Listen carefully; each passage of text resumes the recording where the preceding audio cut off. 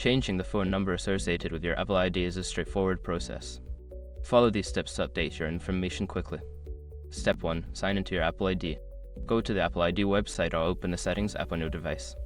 Sign in using your Apple ID and password. Step 2. Access account settings.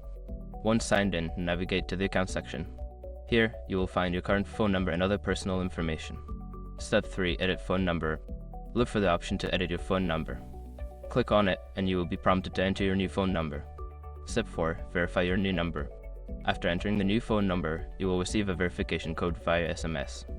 Enter this code to confirm that you have access to the new number. Step 5. Save changes. Once your new phone number is verified, make sure to save the changes to your account.